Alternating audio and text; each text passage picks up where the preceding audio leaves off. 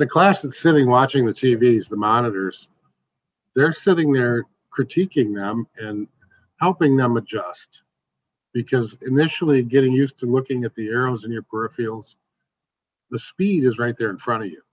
You know, you see the speed, you see the nozzle to plate distance, but getting used to those little red arrows, the ones that are sitting and watching are identifying different people with that problem and helping them, you know, make those adjustments on the fly. And they see their numbers increase.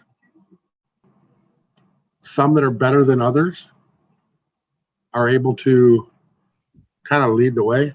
And then as others get better, they're jumping in. And it's a matter of getting our weakest link up to speed with everybody else. And I see that happening.